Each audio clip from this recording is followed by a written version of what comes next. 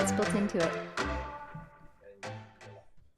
Hey everyone, how are you? Susan here, which you got a good view of me because I wasn't blurred anyway, so it's all good. I'm a coffee cup in hand, ready to start quilting. We're working on today a project on the Q-Matic, the computerized digital system on my BERNINA Q24, but we always like to take a minute or two here because we are live to just do sound checks and camera checks and so forth. I'd love for you to chime in where you're watching from, maybe what you're working on today, whether it's quilting or, you know, pushing paper, whatever the thing may be. And then we'll kind of take a pause break and start afresh once we know everything seems to be working well. And then we trim that little bit off later on, although the replay is still the live feed. We don't edit it out. Susan Berry, good morning from Oklahoma. My first live and unscripted. Well, welcome. Carolyn in Ridgeway, Colorado. Laura in Oregon. And Doreen in Canada. Well, that's a broad description. Diane, good morning. I'm enjoying my Q-Matic, still learning all it can do and looking forward to watching how you set up your quilting design. Good, good, good. Carol in California. And Sharon in Wichita, Kansas. Cindy in Ohio instead of Boise. You're traveling today. Pamela, caught a live one again. Hi from Northwest Pennsylvania. And Piece by Piece Quilts in Southeast Washington State. Diane from Texas. So good. Nita Hughes, good morning.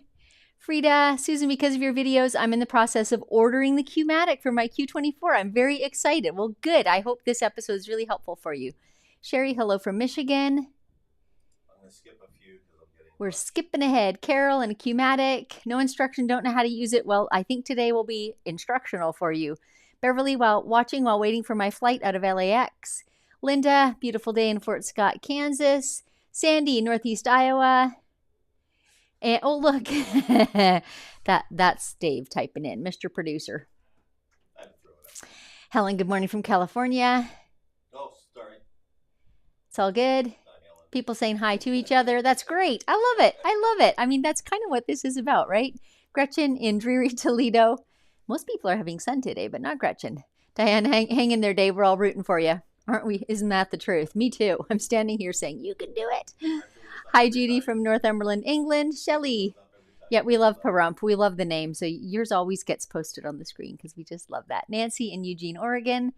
Bethers. Hi, Susan. Deborah, hello and good morning from Texas. Good, good. Darlene in Las Vegas, Nevada. And Carla, we're zipping along here. How's sound doing, hon?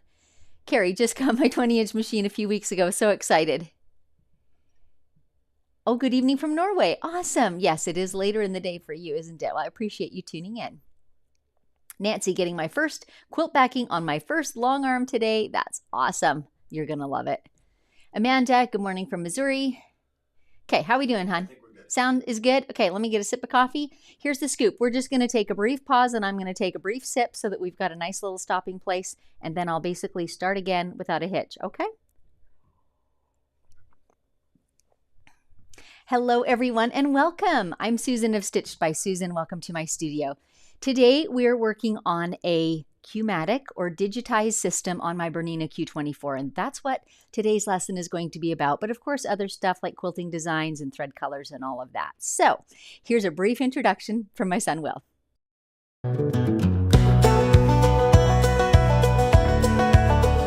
Welcome to Live and Unscripted with Susan Smith, Quilting's first reality show.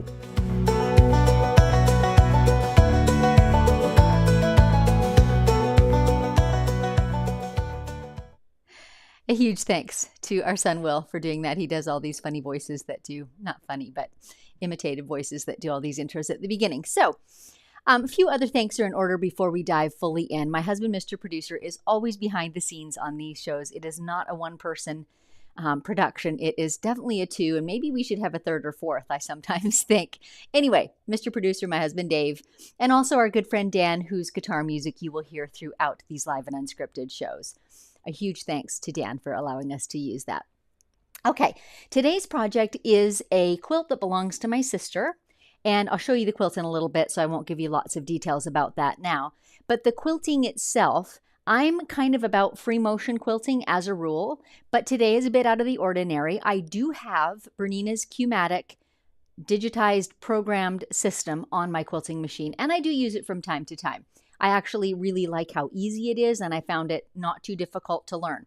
So that was fun, and I thought it would be fun from time to time to air one of those episodes because I know some of you use a similar system, and there's not a ton of YouTube videos or instructional videos out there about it. And so, of course, my particular style in Live and Unscripted is that we're streaming this live in real time. So you get to see me work through some of the thought processes and choices. You'll be seeing a bright red dot on my screen because I'm sharing my screen so that you can see exactly what I do. And I'll try to do it slow enough that you can follow the things that I do as well. And then you can replicate this and you can load it up when you're working on your own project that is similar. Okay, I think with that, we should pull up the backing. I'm just looking at Mr. Producer for any cues here. Whatever you want to do. Okay, so we'll put the coffee down and we'll get started. Wrong camera. Now, an interesting thing here, you guys, the backing for this quilt is Cuddle cloth, which is the fuzzy velvety type, right? And a viewer gave me a great idea not too long ago that I'm trying out today. How much of this story shall I tell first? Because of the quilting design that I chose, and I'll talk more about that in a little moment, but because of it, I'm unable to load my Cuddle cloth with the selvage top and bottom. I'm going to have the selvage side to side because of how much I bought. At the time, I didn't know that I wanted to load my quilt on its side. So that being said, what I've got now is the more stretchy quality of the fabric from side to side, which is not my first choice. My first choice would be to have the stretchy top and bottom so that I can set my rails and know that it's not getting pulled or tugged out of position. However, needs must. So here's the tip that came in from a reader. To either sew a piece of fabric or put a piece of tape along this super stretchy edge to stabilize it, to hold it in place so that while I'm loading it, I cannot inadvertently overstretch it. Really, really simple and effective idea. So that's what I'm doing today. So I laid it on the floor first so that it was flat and smooth and not stretched out, and then placed that tape over it. We'll just move Stella the long arm out of the way. I've got thread and all kinds of things here to show you. Try not to bump all those. Okay. The quilt is good size today. It's, I'll have to look at my piece of paper again. I did write it down. I think it's 72 by 84. Okay, bear with me. I'm going to go just double check that. Here it is. Look at me. I did write it down. See this? 66 by 78. I was all out to lunch. Good thing I wrote it down. So we've got the 78 measurement going from side to side. So it is going to be a fairly wide quilt. So I'm using my red snappers to load, and I'm loading this front edge. I have plenty of fabric, so I'm going to leave a bit of a lip and load it fairly close to that tape. My tape is, a good 2 inches in from the edge. I do have a nice straight cut edge on my Cuddle. I made sure of that too. This first edge needs to be straight for loading, at least in my non-centering system. I need a straight edge as a baseline. And that tape is working wonders. And you can see this top edge looks a bit roughly, but I promise you it's not eased in. If I had pulled that out so it looked flat and smooth, I'd actually be stretching the fabric. So I'm treating this very gently.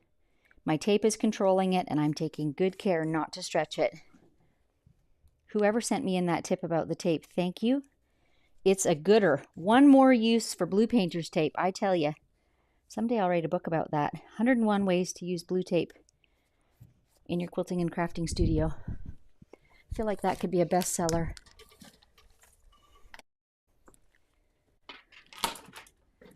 One more small one on the end.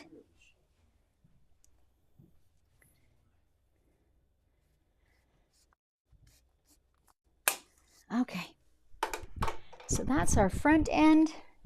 I'm not going to spend too much time on the loading today, but I will quickly say my method does involve not centering the fabric. So I just get this front straight edge loaded, toss the rest of the backing over the rails, and get it smooth and flat before I start rolling it on.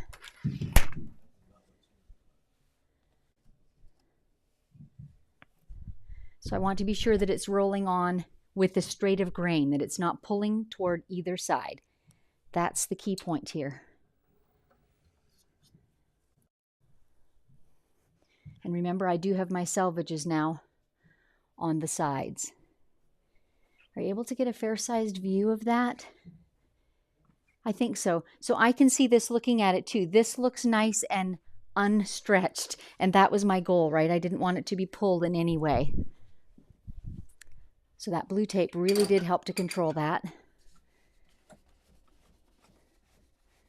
And now we'll just roll it on.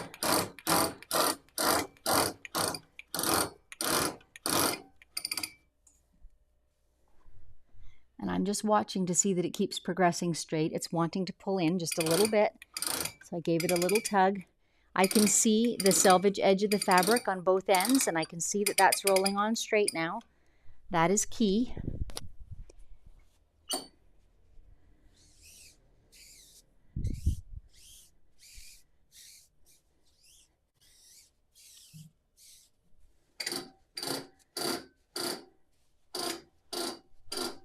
I always keep a magnet on this side of the machine as a holder for my fabric. There are other ways to do this. I've seen quilters use other things, but that works for me.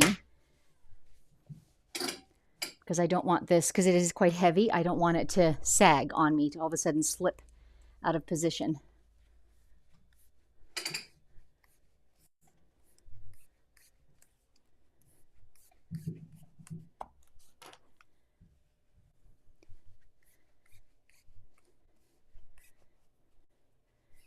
Mr. Producer, could we maybe open a window? It's very warm in here today. It is fall here in Eastern Washington, and so we've had the heat on overnight. And when we turn all the lights on in the studio, then it starts warming up.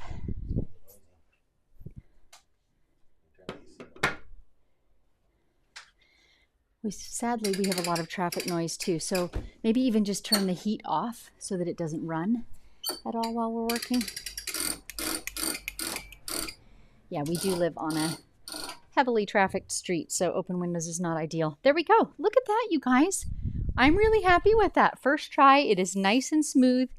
If I found that it had any dips or sags, what I would probably do is roll it back the other way and then roll it on again. Like not detach it, but just roll it back and forth a little. And often, if I'm fairly confident my edges were straight, that will ease out any puffiness. But in this case, we didn't have any. So we're golden. So now I'm grabbing the batting. Today I am using Winline's 100% bamboo. I wish I could have you guys feel this through the camera. I am so in love with this 6-ounce bamboo. I just can't speak highly enough of it. It is so soft and so drapey. The hand of it is so lovely. Winline does have a 4-ounce and a 6-ounce. I'm quite fond of the weightier one, the 6-ounce. If you lived in a hotter climate than I do, you might like the lighter weight. I love it. As you can see, it wants to slip off my backing. Cuddle or minky type fabrics are a bit slippery like that. Probably I should run a basting line just to hold it in place. I don't always do this on my quilts, but because the batting keeps wanting to leave, I will. So let's just put a long basting line in. I've got 1-inch stitches. Actually, I think I'm going to move it down from my red rail a little bit. And grab my thread again. I've already got my belts engaged, so I'll get a straight line here. I do find that the bamboo is a little shiftier. In other words, it stretches a little more than the 80/20 does. If you tug on it, like you'll actually get a pull mark in it. So I do have to be quite gentle with it. So I feel like this extra step of basting it is just going to manage it a little more, since I'm already in combination with a slippery backing. I want to be sure my batting does not slip out of place. So the extra little side reason of stitching your batting like this is that it gives you a nice straight line to line up your quilt to. I don't typically do it anymore because I'm pretty good at doing that by eye, but it is helpful. It's a lovely straight line. Okay, let's get the quilt. Here it comes. So, like I said, this is my sister Mary's quilt. Is Stella really in the way? Yes. Okay, we'll move Stella. And by the way, I encourage you to interact throughout the show, ask questions, fire advice at me, remind me to put my side leaders on, all the things. But if you would put a QQ in front of your questions, then it makes it easy for us to search for and find them among the conversations. So here's the quilt. The pattern is called Random Ohio Stars by Bonnie Hunter. And if you hunt on her website, quiltfil.com, it's a free pattern, I believe. That's what I saw yesterday, was that there's a PDF printable for it. Mary has just made it fairly scrappy. She happens to live, well, she lives in northern Canada, but the town she lives in has a thrift store that seems to get a fair bit of quilting fabrics in it. And the folks there now know that she loves it. And so they will often hang on to these fabrics for her when they come in. So I think some of these were part of that collection. Random Ohio Stars is the pattern by Bonnie Hunter. Mr. Producer is looking for a link for you guys. He's that good. Okay, so I've lined up my quilt with that basting line that's on my batting. I have not so far done anything with the Q-Matic system other than I do have my belts engaged. So you can see that the machine is pulling harder. I can still pull it when the belts are engaged. It's just stiffer. BERNINA has something called the Easy Glide, which I have turned on, which means once you, it resists movement, but once you start, it kind of picks up and goes smoothly for you, and that's just an aid for quilters, and I really, really like that Easy Glide. Okay, so now I'm basting again. This time I have got a 4 stitches per inch on. That's what I like to do for my basting around the perimeter. If you don't have that, you can do it with any stitch length that you want. Many times I'll just do it with my actual quilting stitch because I don't feel like changing it. So there's no right or wrong here. You just need to get this stitched in place, and we do need a perimeter. You definitely could do this without the belts engaged, but I recommend doing it with, because you really want to achieve that squared off edge already. You want 90-degree corners, because in the next step we'll be controlling where the quilting is going to land exactly, and you need those square corners.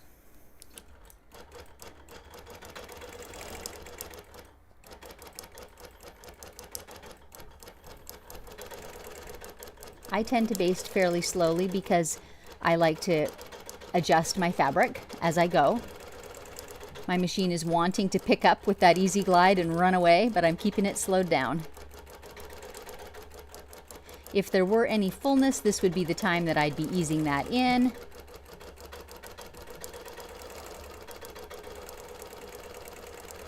But of course, this border is just a piece of flat fabric, so super easy. Today is a great day, by the way, for quilting questions, because once I get it set up and running, Stella is going to be just doing some stitching and we'll be standing here watching. I'm not super pleased with that, but I think it'll be okay. So it's a great day for asking any questions that have to do with machine quilting, particularly with this Q-Matic system, though today that's kind of the focus.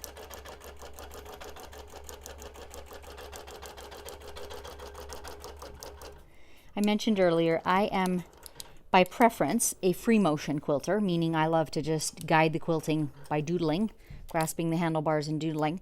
However, there is advantages to the computerized system, and I have found it really beneficial to learn how to use it and be knowledgeable about it. Mr. Producer, can I get a Band-Aid? I just snipped myself in my hurry to... Sorry, you guys, I'm bleeding.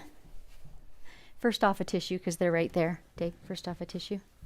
Like I'm literally bleeding. It is the tiniest little snip, but it is bleeding like crazy.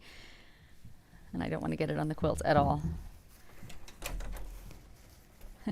We pause for some aid for Susan. Oh my goodness. Isn't that funny? Like, I didn't even think I had broken the skin until I saw a nice little droplet of blood. And I can't even see your comments while while Mr. Producer's out of the room because he can't put them up. So let's talk about this quilt a bit more then. We could talk about thread while he's gone. Let me move Stella again out of the way so that you can see. Mary has used mixed backgrounds. So the tan color that's in the border and that is the background for these blocks is mixed and scrappy, right? So that gives me a ton of leeway. However, I do still have this quite a bit darker green. There's maroons, blues, reds, pumpkins, etc. So what do I want to do to blend those threads, right? Was my question. Okay, now we're breaking for a Band-Aid. It's the only Band-Aid I could find. That's fine. It's right there on the side of my finger. Call the medic. Right there it is. Just wrap it up tight. I mean, not as tight as you can go, but what I would call tight. Yep, perfect. Perfect. Fine. Okay, we're in business. Thread. Let me get my spools here and show you. All right. I messed around a little bit with pooling bits of thread, which I like to do, right? I like to literally get a yard or two. Okay, I like to get a yard or two of thread, right? And literally pool it and move around my quilt to see which camera do I want. Not that one. Looking at the other one, so I thought you were there. I'm sorry. That one's fine. I like to just move my little puddle of thread. Then I can see the effect that it has on the different fabrics, right? And these are not massively different like red and white would be, but there still is that variation of light and dark. So what I landed on was this creamy tan, which is about the darkest shades of the creams and tans that are in the quilt. That's what I'm going to do on the top side of the quilt. You guys saw the Cuddle backing. It's a bit darker. So I opted for this khaki, which it's kind of halfway between green and tan, honestly, but it's got darker tones for sure than the cream does. However, you can see the two shades. It's not massively different. I'm a fan of having the same or very similar shades top and bottom so I don't have to worry about thread showing through my needle holes, right? So you can see how those are not massively different, but this just has less contrast against that green on the background, on the backing. And the quilting's going to show a lot on the backing because it's a solid color. And it's going to be on that Cuddle, so people are going to be looking at that and admiring it, so I wanted it to match nicely. So that's my choices. I can actually give you color numbers because people always ask these. The cream on the top is 0761 by Isacord. It's 100% poly thread. If you're looking it up online and haven't looked it up before, it is the thread that they make for machine embroidery. Same thread. Works beautifully on long arm machines too. And then what I've got on the bottom is 0873. Kind of a khaki color. All right, I've already oiled my machine. We're all good to go that way. Let's start getting our Q-Matic in place. I do floating of my quilt top. In other words, here's my quilt top, right? And it's literally just floating over my front rail and laying on the floor. I keep my floors nice and clean so I can do this. And I just push it under my long arm so I don't step on it. However, I've already basted up the left, across the top, down the right. I need to secure this side. That's what I do with my magnetic bars. So we can do all of that before we start setting up our Q-Matic system. In fact, it's preferable to do all of that before. The Q-Matic is a precision instrument. It really is. So you have to know where your needle's going to land, or you want to know where your needle's going to land exactly. So you notice when I put the bar on, if I scoot it toward the front, that does create a little bit of stretch in the fabric, right? Or a little bit of movement. So if I do all that first, then nothing on here will shift when I'm messing with placement for my needle, and that's ideal. Okay, that said, the next thing we're going to do is create a safe zone. Now, a safe zone just means it's where it would be safe to stitch. It's okay if your needle stitches off the edge of the quilt. It's okay if it goes toward the sides, but of course you don't want it to go off the backing. So you need to establish that boundary. This is the only space that it's safe to quilt in. And you do that for every project because it's always different. So you move into the top left corner first. Now you guys will be able to see what I do on my computer screen, but not on my machine screen, so I'll do my best to describe it to you when I do anything there. Okay, so I'm going to pick on my computer, lower left-hand corner. Oh, Mr. Producer's working with my buttons, yeah? No, I'm working with getting an overhead so they can see this on the... We're working on a camera view here. Just give me a moment. I'll take me another sip of coffee while he does that. You guys, I have my coffee warmer going this morning. We moved locations for it, so it's more handy. I say we. Mr. Producer did that for me. Okay, what are we doing? Now, I have that view.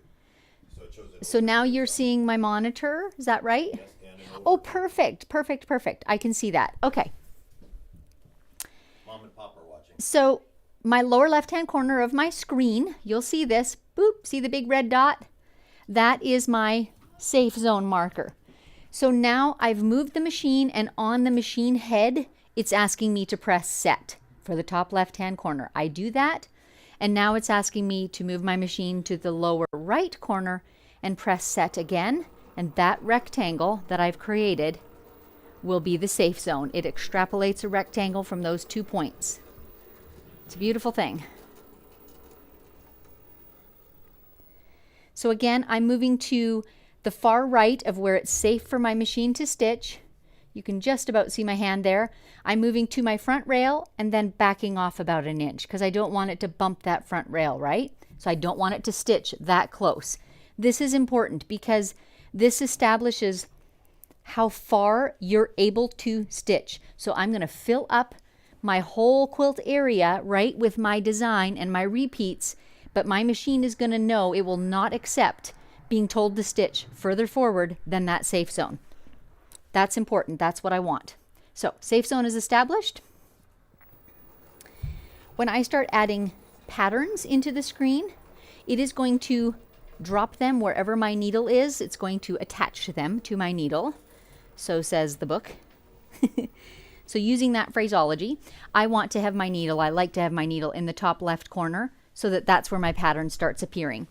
Otherwise, you can conceivably have it appear somewhere on your screen and it can be sort of off where you can't even see it. One more thing I want to do is actually put in the dimensions of my quilt. Then I'm going to get a picture on the screen that looks like my quilt. 66 by 78. Now remember, we've loaded it lengthwise, so I've got 78 wide and 66 long. That's how the computer's going to read it, so that's important. So now I'm touching this little button, which is for dimensions. My width is 78, and actually I'm going to make it 79 just so that I have a little bit of leeway, and you'll see how easy it is to trim that. And the other way was 66, so I'm going to make it 67. Okay, and okay. And now I have a picture of my quilt in proportion to the actual thing on my screen, which I love. The red box that you're seeing around it, that's my safe zone that I marked. I can only stitch within that area. The computer will not allow me to it will not accept instructions to stitch elsewhere. Great, we're good to go. Now, here comes the fun part. This is our quilting design. Isn't that cool? It's by Longarm League and it's called Cable Knit for obvious reasons. So this brings us back to, I'm kind of on camera. This is why I chose to load my quilt in this orientation, sideways on my frame, because I wanted this cable knit to look like it's going up and down on the finished quilt. Make sense? So earlier I talked about why I had to load my Cuddle the opposite way. When I bought it, I could have bought it longer and still had my selvages top and bottom, but I didn't know I was going to quilt this design, right? So I bought not enough for that. Anyway, cable knit is what we're quilting. So now this is a kind of simplified design, get back on camera again, because it's a full width design by itself. I don't have to make any widths across my quilt or any repeats across my quilt. It's a full width design and it's like 120 wide. There are a number of designs like this that I'm finding from digital designers, and they're really, really easy to use because they're just so long and you just trim off the end to whatever your quilt is, so you only have to do repeats downwards. So now I'm going to add repeats downwards right here. And by the way, I'll show you one other thing. On the BERNINA screen, this was an update last year, the little blue eye in the top right corner, I can actually change all my buttons to have words on them, which if you're new to the program might be very, very helpful. As opposed to icons, I know all the icons, so I find them easier at this point. So now I'm going to push my repeat button, and I'm going to add one repeat. Look at how perfect that is. And now I'll just add repeats till my quilt is full. Now I'm going to add one more because I might change the sizing, and I can size the whole thing. I can just go whoop, zoom in or zoom out on the whole thing. So I like to make extra quilting in all the directions, and then I can trim it down very easily, and I've got room to resize it if indeed I need to. So let's put one more on the bottom. And let's see, I want to have a look at that in real life. We'll accept that for the moment. If I do this one-to-one button right here, you saw that get red. What I'm seeing now on my screen is an actual life-sized picture. So now you're seeing it on a different screen, so it might not look life-size to you, but when you're looking at it on your own computer screen, that's exactly what size it's going to quilt on your print. And I find this so, so helpful. Because when you're looking at a quilt that's this big with a design repeated over it, that can look really, really dense and heavy and thick. But when you look at it one-to-one like this and look at actual life-sized spacing, that just gives you a better sense of what it's going to look like on the quilt. So I love this, but I'm going to move around it a little bit to see what some of the other areas are. There's a crosshatch, as you can see. Only the red lines are what is quilting. The gray lines is, I'm not sure what all the gray lines is. Actually, the dotted lines, but the red lines are what's going to quilt. And I think I'm going to loosen it up just a little bit. So let's go, whoa, let's look at the whole thing again. This is the spacer button. Did you see that? Lower right hand corner of all the tools. Boop. And now I can click on the green dot and I can size this in and out. And if you wanted to size a different corner, you just hold your finger on the place and it turns green as I make myself a liar. Come on now. There we go. So if you wanted to size it from a different corner, you just sit on that one. So we want this one green again. Let's have a look at this life-sized again. Seems about the same, doesn't it? So I'm making the whole thing smaller, and I'm doing that just by pinching my fingers on the screen so that I can grab that green dot and drag it further. And while I'm looking at the whole thing this big, I'm going to endeavor to center my cables in a way that is pleasing to me on the picture as a whole. Whoops, that was not what I wanted to do. Make it big again, accept OK. Now I can move my whole quilt. See this? And you're seeing that pictorial representation of my quilt in behind, so I can decide where I want those cables to be. And I feel like they should be centered from top to bottom of my quilt, if that makes sense. And it doesn't really matter how much is hanging off left and right. Like I could shift it, but I'm going to trim it when I quilt it. So in the case of this design, I don't think that matters. So I'm going to do one more time, look at the one-to-one. I'm fairly happy with that. That's maybe 10% or 20% bigger than what I had before. There's the quilting as a whole. Good. I'm content. Okay. Now, I sometimes have to stop and think too when I'm chatting with you guys. Now what I'm going to do is line up my needle. Well, let's put our clamps on the side first. And I honestly should have done this first, but I will before I do any precision marking. Here's the trick with Minky. I don't know that I'm going to be able to get my great side clamps on because they have such slim channels for the fabric. I don't know that I can get this Minky in there with that fuzzy selvage edge. No, it's not looking promising. Okay, fall back. We're going to have to use our side clamps, which I don't love. I love a full-fledged clamp when I'm doing computerized quilting, but I just don't see how else to do this with the Minky. One of these days I'll get my act together and I'll have a secondary means of a long clamp that will deal better with thick fabrics.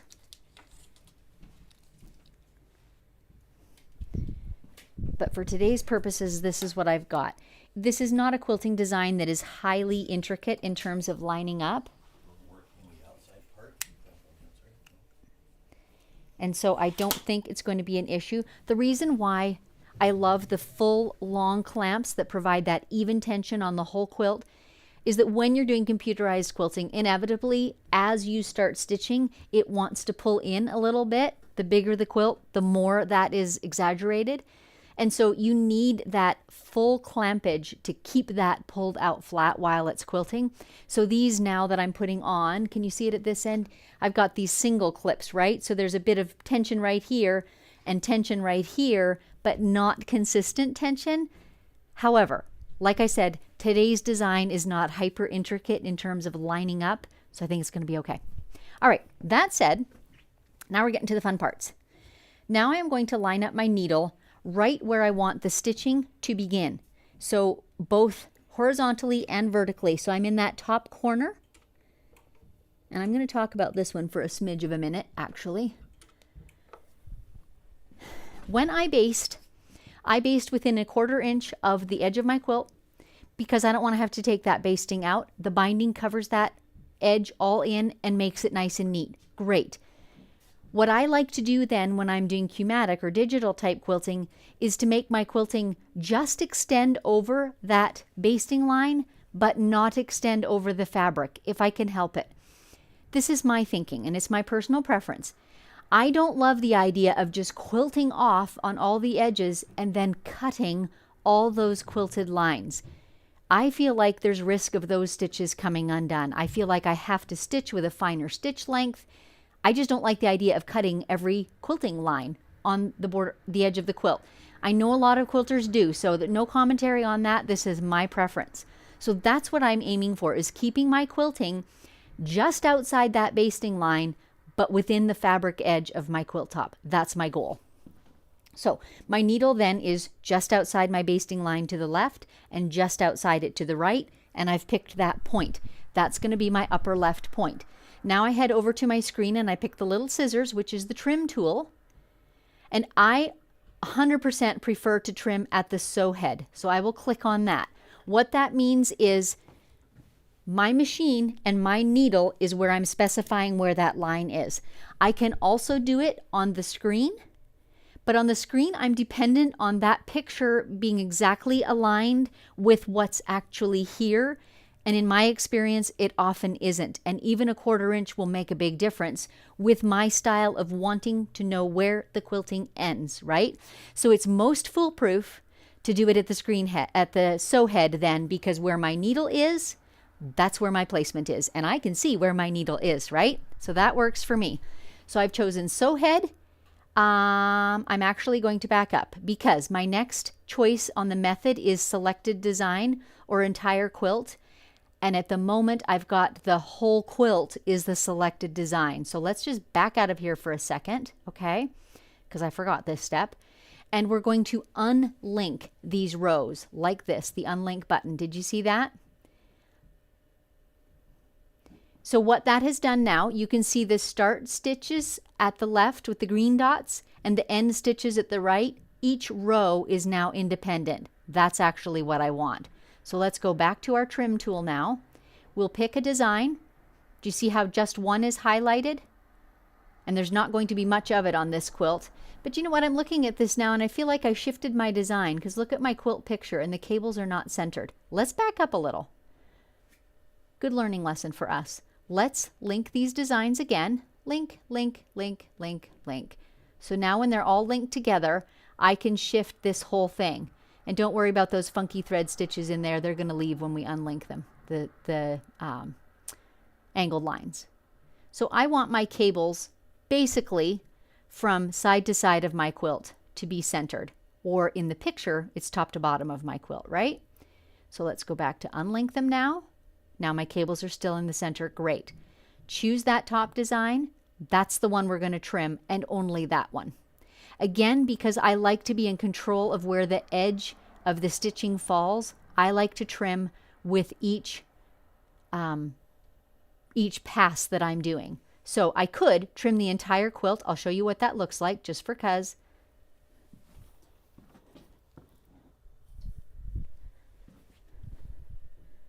Let's do the vertical one. Do you see how that has turned black on the left, that whole vertical width of the quilt? I don't care to do that because I don't know what shiftage there might be in my quilt of 1/4 inch before I get to the bottom, right? So let's go back to selected design. Now, do you see that black part there that is chosen? I chose to invert, so it would pick the left part. If I took invert off, it would pick the right part. Do you see what that's doing? So the only lesson here is, if you can't remember what invert means, it doesn't matter. Just know that what's black is what's going to go away. And if the thing that's black is not the thing you want to go away, then just change it. But in this case, that is what I want to trim, so now I accept it, and it's gone. Now I've got my needle lined up for the top edge as well. Can you see the little tiny cursor on your screen?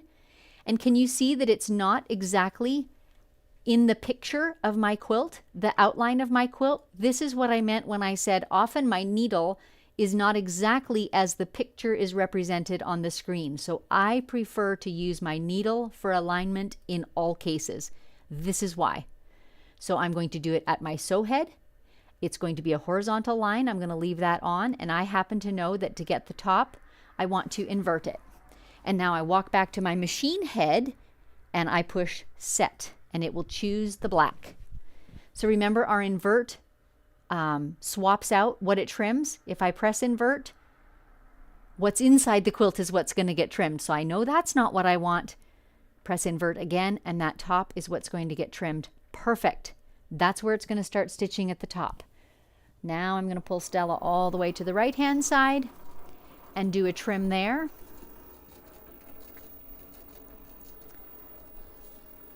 In certain patterns, I would have linked several repeats. In this case, because my repeats are so big, I'm only going to be able to do this little bit the first time around. And then the next one we'll be able to get a whole repeat in. So again, I'm moving Stella and I'm getting my needle aligned where I want my quilting to end, both on the top edge and on the right edge. And you can see my little cursor there. Sew head, selected design, vertical line, and I'm not going to invert it this time. On my machine head, I push set, and you can see the black being trimmed, just like that. Now, just to show you, if I were to link the next pattern, so my current one is in red, it's already chosen. So if I press link, press the link button, and add the next one, can you see how the red now extends below my safe zone, that rectangular box? That's why I can't attach it. This is a big design. I can't attach small pieces of it. So I cannot add that one. So off it goes. We're only going to stitch out this one cable during the first design. So one last thing. The green dot on the left now is where it's going to begin stitching, and the red dot is where it's going to end. I can switch that by using this little reverse button. Do you see how the green went to the other end? I'll do it again. Green and red reversed. All that's doing is reversing the start-stop positions. Since I'm sitting on the right-hand side of my quilt, I might as well start stitching on the right, right? That's what I'm going to do. So green is on the right-hand edge. Now I just press go. Now I get this little warning. There are queued designs outside the safe area. DQ and proceed, it's asking me. I'll show you a couple of options here, and then I'll show you the easy one, which is what I do. So if I say no, it's going to bump me out of there. Can't do it. So we'll highlight our stitching area again. The little 1, 2, 3 button does your queuing and dequeuing. So in other words, this happens more with custom quilting, you want to stitch one thing first and then the next thing and then the next thing, and you want them in a specific order, this is where you tell the machine to do that. In the case of edge-to-edge quilting, it might be one repeat, then the next repeat. There's a shortcut, which is the way I showed you initially. It offers to do it for you automatically. There are queued designs outside the safe area, DQ and proceed. I can just say yes, and it will do that for me safely. Now I'm going to press start at my start point. And Stella is thinking for a minute, and I can see that her screen is blank, a little like my eyes when I'm thinking over something complicated. And now she's moving to the start point.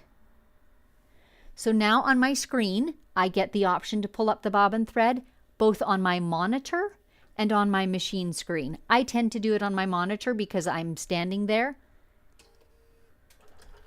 If I were to just push the green button right off the hook, it would start stitching, but I wouldn't have an opportunity to pull up that bobbin thread. And you know me, I like pulling up my bobbin thread. I think that's critical. So now when I push the green button for start, and I can do it on the monitor or on the machine, I'll do it on the monitor so you can see it. Now Stella's going to start, and I have her set to do 5 slow, tight stitches at the beginning. And then off she goes. She's running.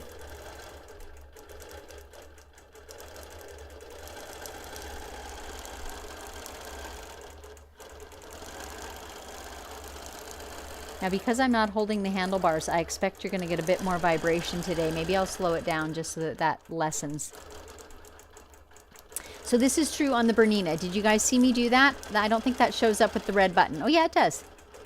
This is just a little speed indicator.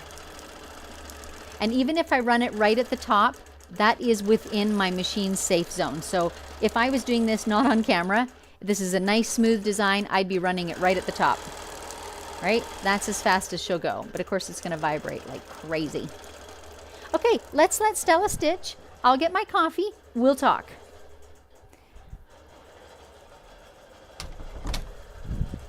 Okay.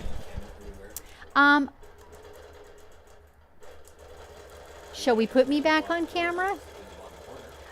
Okay, that'd be fine. For this one, let's leave the big screen up as it is and let's put me in the corner.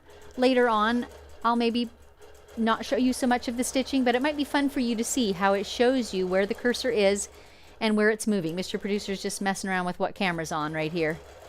There we go. And by the way, what you're seeing behind me, that white smaller screen is kind of my, almost like my clipboard in Q-Matic. So I can pull into that a bunch of designs. So if I'm trying to decide what to quilt on a particular quilt, right, I can go into my design library and I can say, maybe this one, maybe this one, maybe this one, maybe this one. Boop, they all go on my clipboard. Then I can go back to my clipboard and mess around with them. I can put them in my quilt and do repeats, and then I can say, no, I don't like that one. Garbage that and try another one without having to hunt for each one separately in my design library. So it's just like this little working area. And a few of my favorites are in there, as you can see. Okay, do we have any questions? Am I going to be able to read the questions, Mr. Producer? That's the key. He's thinking. Okay, what else can we talk about? I'm looking at the thread and I'm really happy with the thread choice.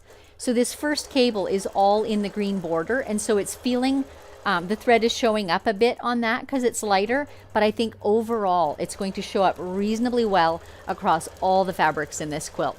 And I think this cable is going to look spectacular on that cuddly backing. I can't wait to see it all finished. I'm very terrible at taking pictures and posting them on social media, but I'll really try on this quilt so that you can see it too and see this gorgeous sweater cable knit pattern. I did mention the pattern is by Longarm League, and she does 2 different ones. There's a sweater weather, which is only cables side by side by side, and it's a smaller repeat. But this cable knit pattern is the one that is the full length. And you saw when I was setting it up, instead of having to repeat across and then repeat down, I only had to repeat the rows. I have a few quilting designs like that, and I really like them. In fact, the quilt that's behind me, which you can sort of see, I did just this week, and I used a pattern called Carbuncle on it, and it was one of those ginormous long ones too, and I absolutely love it. So now you're going to ask me what pattern this is. And it's a Bonnie and Camille from like 10 years ago. I pieced it years ago. Finally got it quilted though. It's one in the books. Okay, we got any questions? Yes, I have to try to get them up. Do we want to change screens back to our usual camera view? Okay.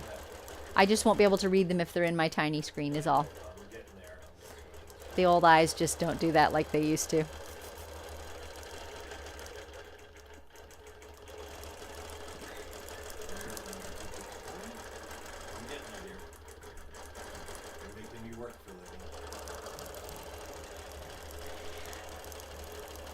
This cable is super cute. Oh my goodness. It's going to be gorgeous. So I did mention the quilt belongs to my sister Mary, and she specifically said to me, I just want it to be a comfortable quilt. So she didn't want a cotton backing. She wanted either flannel or Cuddle or Minky or something like that that would be super cozy. You know, might end up in the camper, who knows. So I think this is like the perfect fit. All these autumnal colors, plus the cables. It's the perfect fit, I think.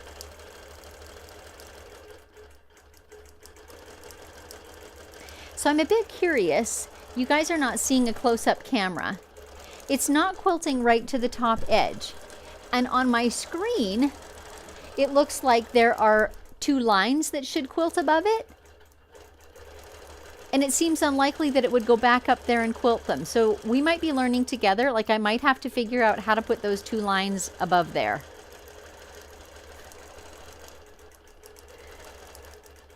How are we doing with comments? I feel very detached. If you want to just swap cameras, Dave, that would be fine too. Like they've seen quite a lot of the cursor moving now. And we don't actually have a camera view of the close-up one right now, do we? Because that might not be a bad one to play for a minute. Okay, Mr. Producer's working. He's telling me to just simmer down.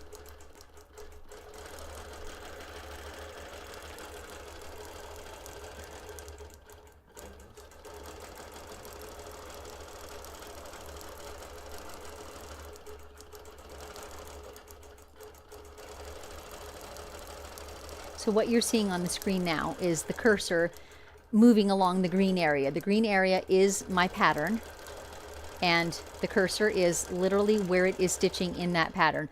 A little later on, I thought for fun, I would cause a faux thread break and show you how easy it is to line it up and keep on going. Okay, what? Okay, got it. I don't see any comments on my screen. Here we go. Deborah, my project today is troubleshooting and putting to use the breaking thread and tension issues learned from the recent boot camp. Awesome. So for those of you viewing, some of you were there because I recognize your names, but I recently held a several-day boot camp on tension and stitch formation, because ugly stitches are not always the fault of tension. There can be lots and lots of things. So we spent several days digging deeply into that. Okay, that's the background on that one. Anne, I've never used Cuddle before. I'm afraid of the stretch. I don't think you should be, Anne. I think just treat it with a really, really gentle hand. You know, you saw that. I didn't tighten my rails really tight. I didn't put the side clamps on very tight. It's just a gentle, gentle hand. And maybe for your first try, make sure that you do have that selvage edge attached to your rails, top and bottom. It's fairly forgiving, and I really, really love the results. Quilting on velvety type fabrics looks so amazing. So while we have the close-up camera, oh, hang on, another question here. Savannah, I miss being able to use magnets. My new ABQS frame isn't metal, so I bought some C-clamps to take the place of the magnets. Yep, and that will certainly serve the same purpose. So you're talking about the front rail of the machine, right? If your machine perhaps has wooden rails or aluminum rails. But the same purpose is served with the C-clamps. Lori, hi Susan, I just purchased my first long arm. I don't have a lot of room in my studio, so went with a Moxie. Any suggestions for a brand new long armor? I think my #1 suggestion, Lori, is don't be afraid of your machine. Like, just get in there and play with it and get to know her a little bit, or him. My friend has her quilting machine is named Mr. Darcy, so you know, can be him too. Anyway, get to know your machine and just don't be scared of it. That's how you get to know it. This is true, I feel like, of a sewing machine too. Each one, you have to work with it a while to get used to some of the motions that you repeat over and over again. It all feels like a stranger to begin with. So just dive in there and get used to it, and don't be afraid to play. And from there, I would say really, really work on relaxing and smoothness. So don't aim for speed, aim for smoothness. Far out in front. Hope that gets you started. Okay. Susan Bishop, I love the bamboo batting too. Do you use a smaller stitch length with it for control?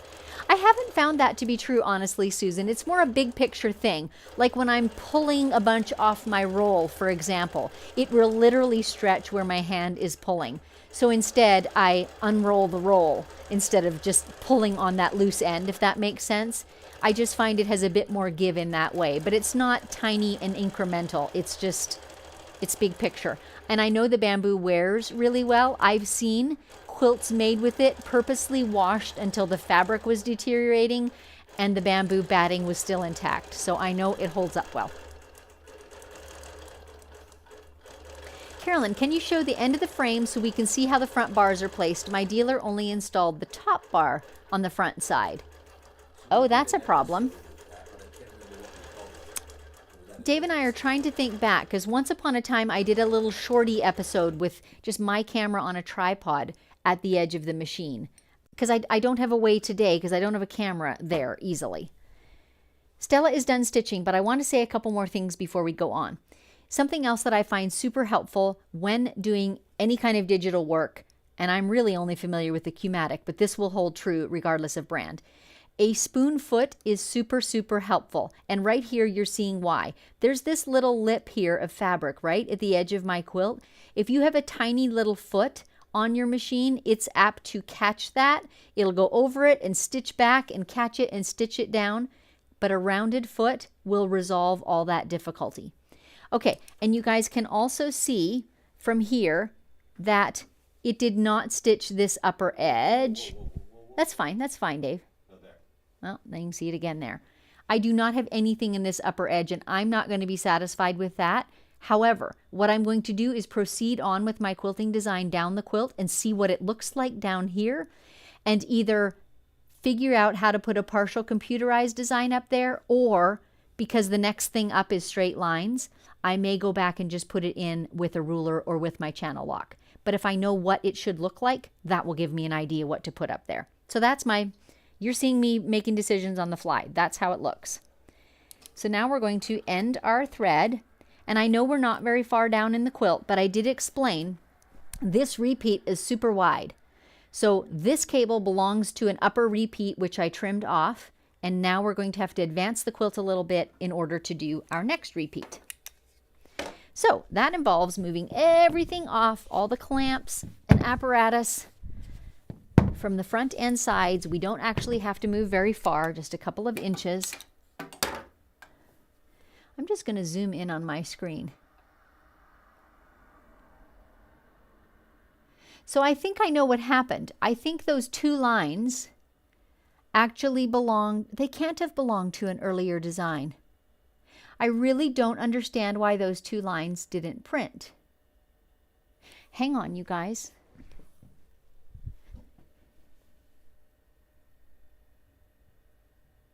So I'm going to try and show you on my screen what I'm seeing, okay? So you can make sense of this too.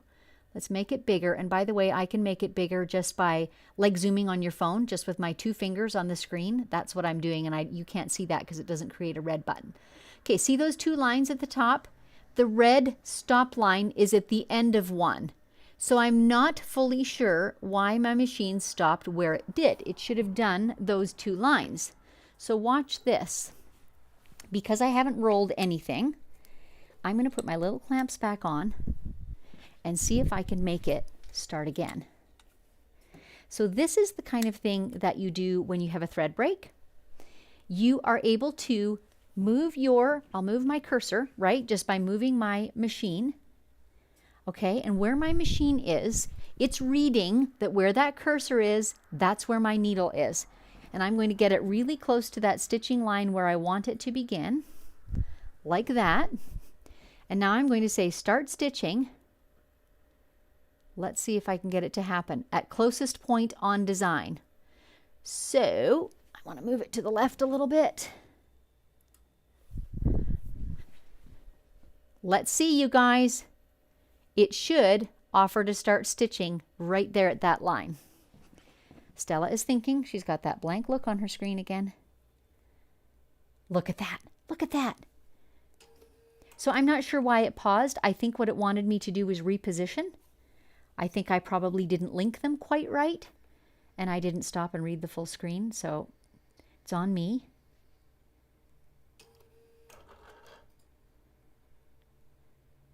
Pull up bobbin thread. I already did that. Now we're getting something different.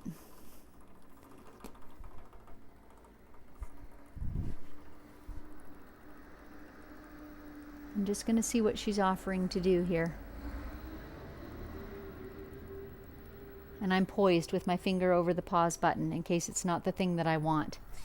This is how it goes for me, you guys. I'll be perfectly honest. Usually, I get repeats with no problem, but usually I'm not working with this large of repeats. It's just starting at the other end of the line. Can you see my green dots all there on the right? I'm wondering if it's going to start each line separately. At any rate, as long as it quilts the line, I'm happy. I forgot to pull up my bobbin thread. Good thing it's slightly off the edge of the quilt.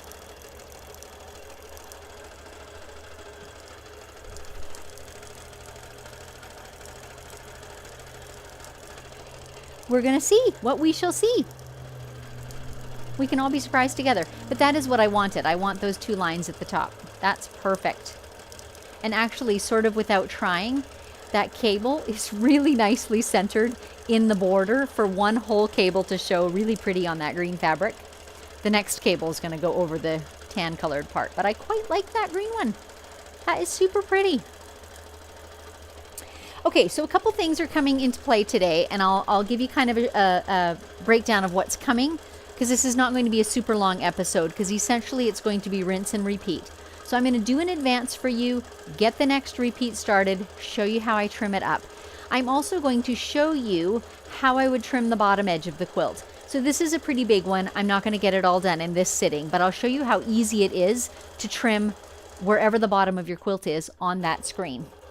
Let me just see if she just forwards to the next line. No. So how do I get it to start the next line? So we have someone's a few comments. Someone's chiming in. I know you are, because someone knows what I did and knows how to fix it. Let's hear it. It's because of the multiple start lines on the green circles. There's right. Green circle because you cut those lines. So, and I don't understand how I cut the lines because I only unlinked once, right? Those of you who are answering this are probably knowing what I'm talking about. That whole big pattern, I believed, I left intact. But it is looking like that, like I maybe unlinked one too many times and it's breaking apart separate parts of the design.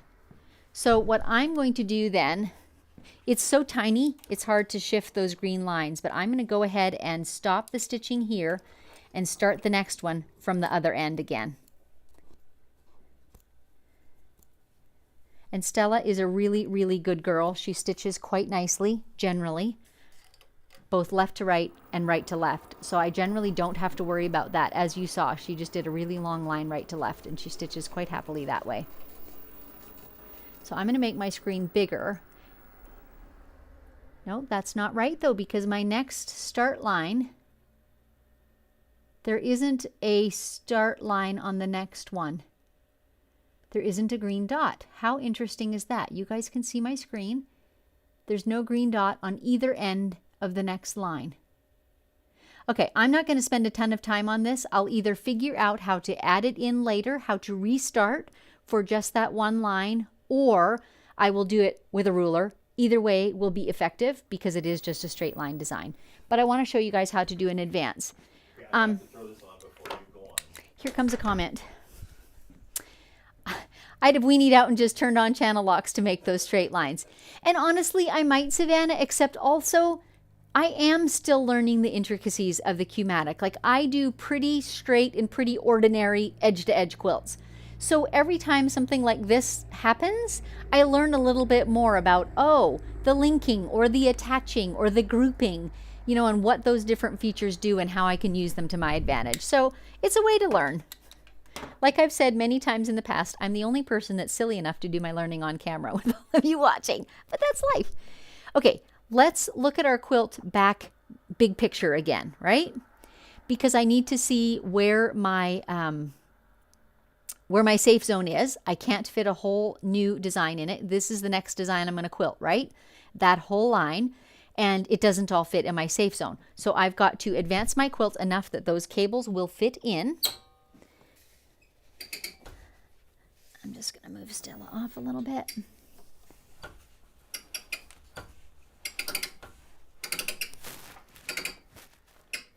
That should do it.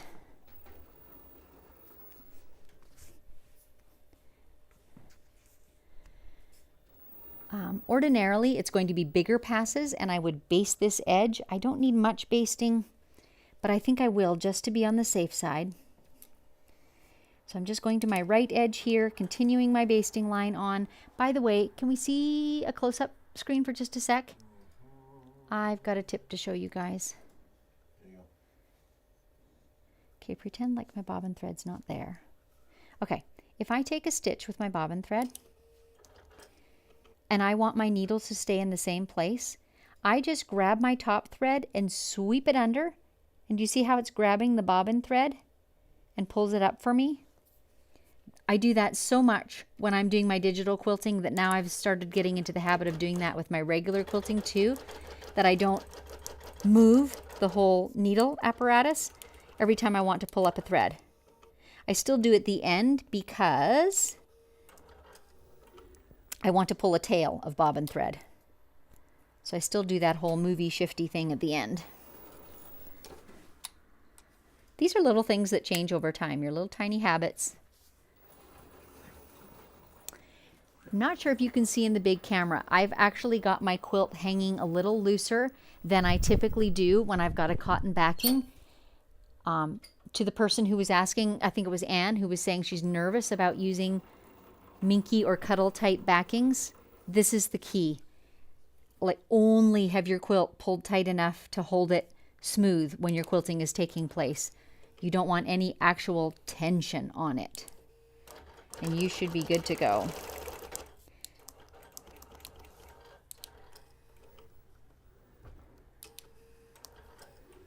Okay, here comes the fun part. Let's tuck these two clamps on quick.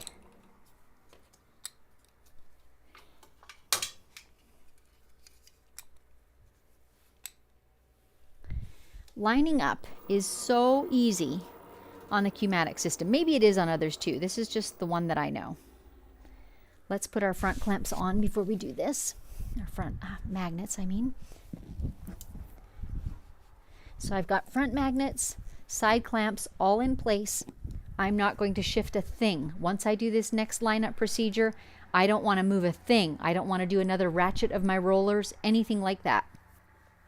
What I'm going to do, might want the close-up camera on the Close-up or? I think the close-up on the needle for the moment. Here, okay. Yep. What I'm looking for is something on my quilting that has a point.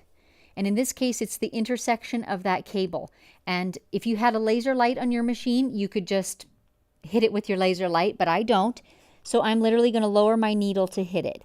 Well, it's not matching exactly. So I learned from another Bernina owner that it's not ideal to joggle your machine into place. Rather, I'm going to walk back over to my monitor. Hold on, let me get you on screen. Let's put the monitor back up. There we go. Okay, lower left, not in the very corner, but lower left, there's this little four-sided arrow. If I push that, then on my sew head, which unfortunately you can't see, I get a little screen for micro moves. And I can, by pushing buttons, make my machine move slightly forward, slightly to the left, and they are tiny little movements. And they are perfect. The advantage of this is my belt, my machine is now reading this perfectly. Where if I was joggling the machine a little bit, trying to get it to move 1/8 of an inch, I would not get as perfect reads. So, you know, if you're working on a design that's 2 inches big, this probably wouldn't matter. But if you want something to line up perfectly, this does matter. So now my needle is perfectly at that intersection. So now I go back over to my big monitor and I click the set, what's it called again? Realign the safe area. That's the one I want. And if I drop a guideline, see at the very top, set the guideline, see how it dropped a red line? That's where I am on the quilt. So that gets me on the right cable repeat. Where did you see that? It didn't show on the screen. Okay, back up. So here's my realign safe zone. Did we all see that? Sort of. It opens it up over your red dot. But that's You hardly saw the red dot? Okay, it is realign safe area. Second row, third from the left. Okay, so back to my icons. If I click the set button, it drops a red line in my screen at the like where my needle is sitting. This is a new feature too last year in the new update. Used to be you kind of had to count in, you know, how many cables am I in, etc. I like to do this approximately in the middle of my quilt because if you get any pullage on your quilt, you know, as you're quilting a whole big design, if you were to align this all the way to the left, then any outage, if you were off by a 1/4 inch, it would all be on the right. Do you know what I'm saying? Where if I sort of split the difference and I do my alignment in the middle, it keeps everything most easily aligned. So that's why I do it somewhere in the middle of my quilt. It doesn't have to be precise. So I've dropped that set guideline. Then I'm going to snap to point. Now, here's 2 choices again. I can also reposition on screen, but the snap to point allows me to do it from my needle. And remember, that's always my personal first choice for aligning. I want to know where that needle is. So now I'm going to zoom way in.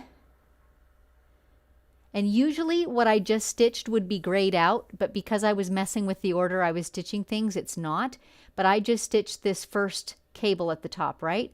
So I'm going to zoom way in, and I'm going to put a big red dot right on that intersection. I'm going to try to. And here's the funny thing. You can redo the dot as many times as you want, but you cannot drag it and move it. So I just am going to click and click again until I think it's centered over. There we go, the blue intersection. There we are. So now I'm going to go back and look at my whole quilt. This is the one I want to quilt. That is all fitting within my safe zone now, top and bottom anyways. I haven't trimmed the left and right yet. So I know I'm now going to be able to stitch that whole design, and I know that it is lined up with the previous cable because that's where my cursor is. So now I'm going to tootle off to the left and trim the end.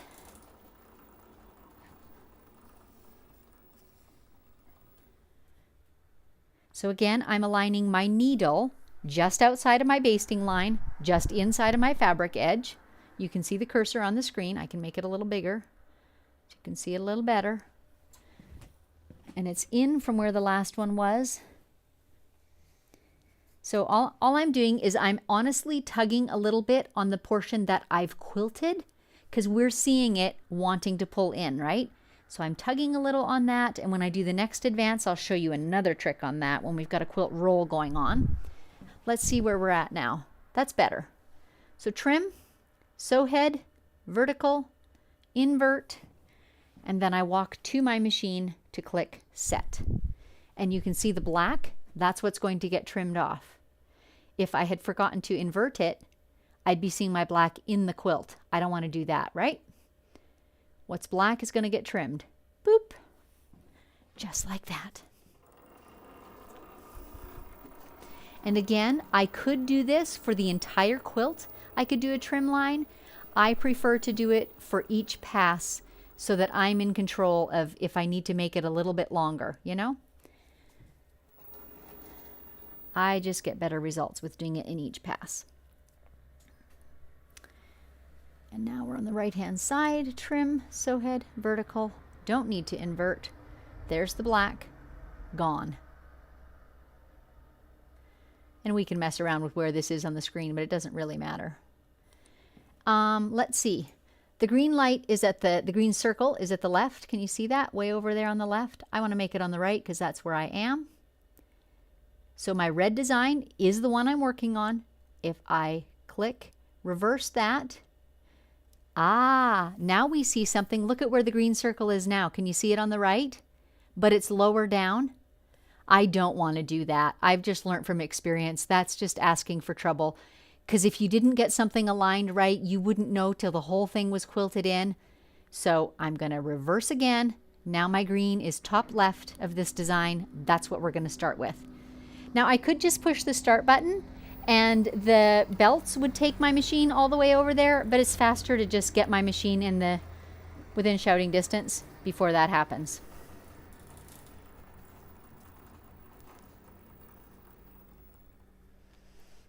And I will make myself a big note to come back and put in that line that I forgot earlier. But I want to see if I can puzzle through how to make the computer do it before I stitch it.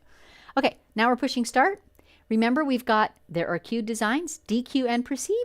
Yes, I can just take that shortcut.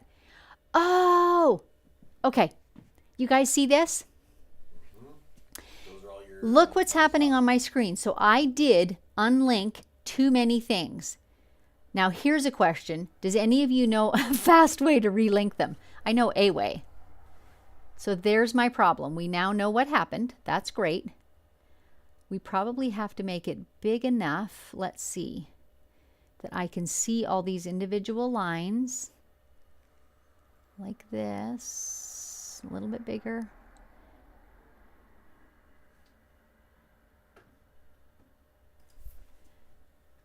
I'm still puzzled though, because when I click on it once, the whole thing turns red and there's one start line and one finish line until I say quilt it.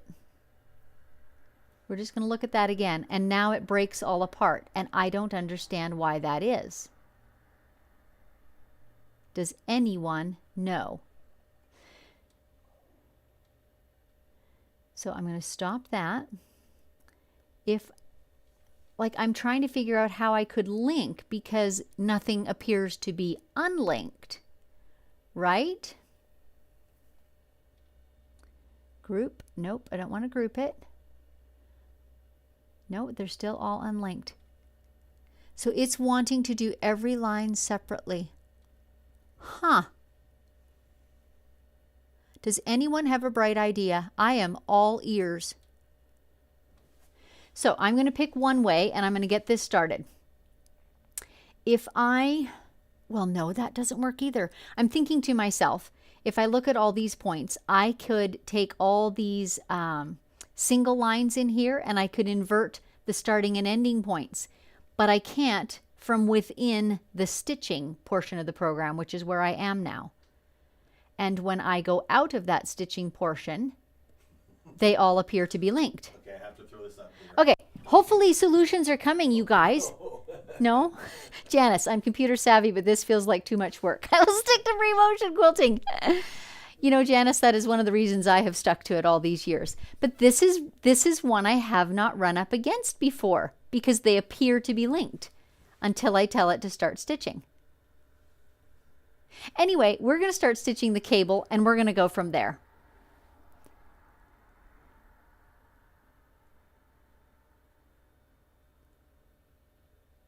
Worst case scenario, it's going to do the lines one at a time, which is not the worst case. It's not an ideal case. And you know, if all else fails, I will call a quilting buddy. Phone a friend. I might even reach out to the Longarm League, whose design this is. I've done the cable only design before, and it worked fine, one cable after another. So I'm just curious to figure out what it is that I've done wrong. I'm sure it is me. I just take that as an assumption.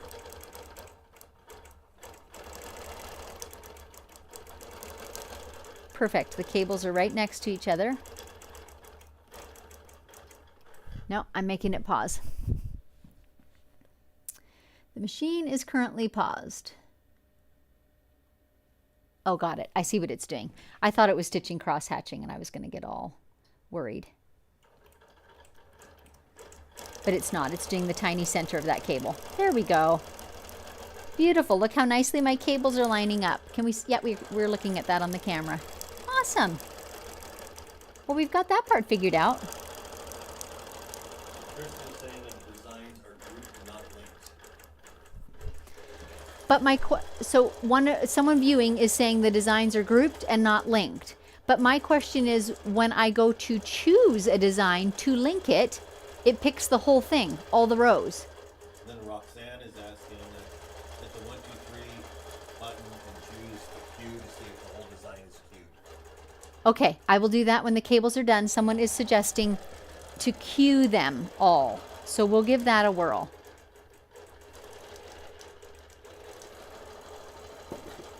I feel like this is kind of going backwards today. You guys are teaching me, which is awesome.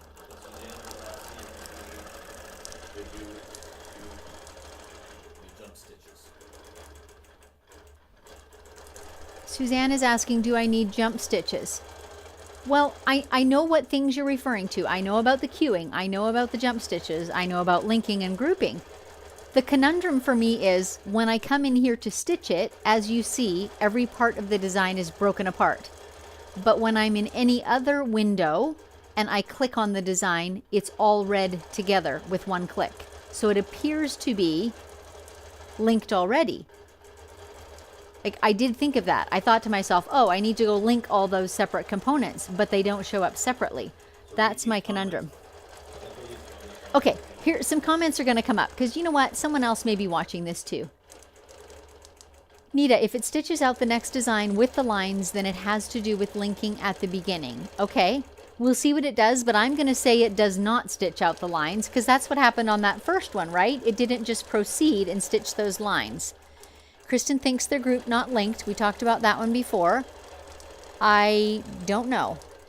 And Roxanne is suggesting hit the 1, 2, 3 button and choose Q to see if the whole design cues. So I will try that after the cables are stitched. Nita, think computer system brain. Could it be the digitized pattern, how it's written? You know, maybe. Because I am feeling I've not encountered this before. Like usually when you click on something and it's red, then everything that's red is connected. I'm not seeing it unconnected. Roberta is saying you might try attach, not link. I will try. It does seem very curious to me because this is not a design that comes in smaller components. Do you know what I'm saying? This whole row is the initial smallest component that it came in. And I literally just attached 6 rows or whatever it was onto my screen. So I'm not going to malign the designer yet, but it feels like it's a design thing. But we'll see. But gosh, I love that cable. That is so pretty.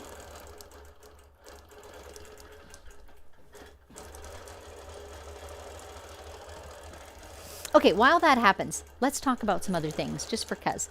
You guys were talking about what you're working on. A few of you are. I've had a couple irons in the fire this week. I'm working on this really cute little nativity scene for my grandkids. Let me see if I can find the envelope and tell you what it's about. Do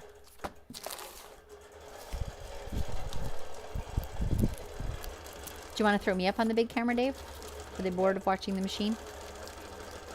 Oh, Mr. Producer's working on something. Anyway, I've been working on this little soft nativity scene for the grandkids. So it's all fabric. It's got kind of a stiffener in it, like bags do when you sew them, for the little stable. And then you have, you know, the camel and the sheep and the shepherds and etc. Super, super cute. So that's been my non-quilting thing for the week. A couple other things I could mention while the machine is quilting away. A previously released podcast came up on YouTube this week. So what I'm doing is re-releasing all the podcast episodes on YouTube also, so that you can listen to them there as well. And Tracy Russell is the one that came up this week. So that was fun.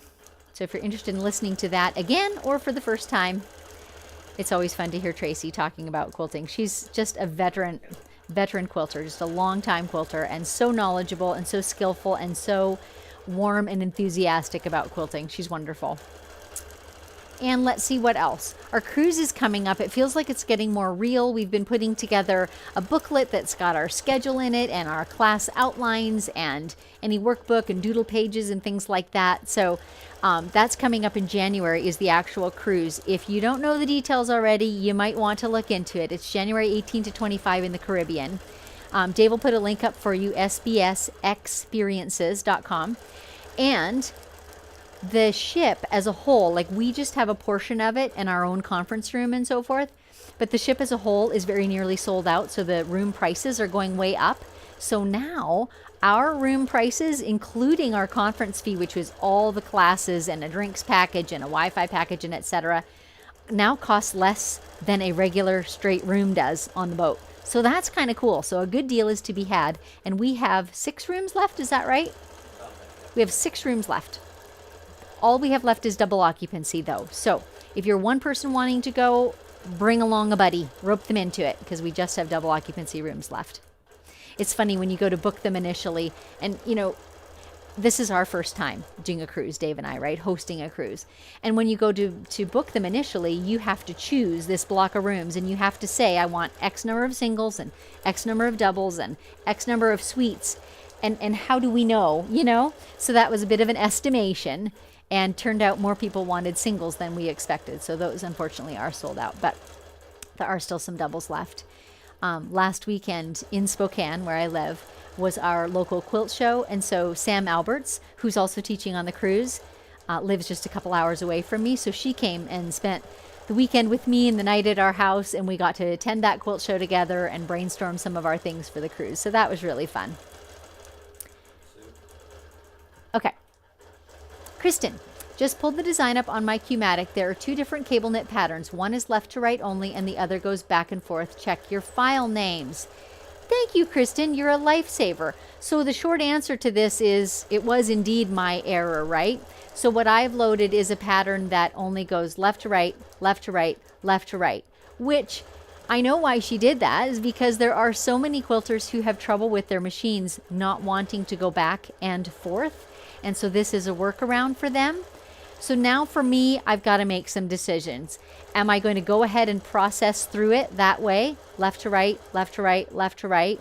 Or am I going to try and reload the other design and get it sized to fit? I don't know the answer to that yet. I suspect the answer will be I'm just going to plug through this one line at a time.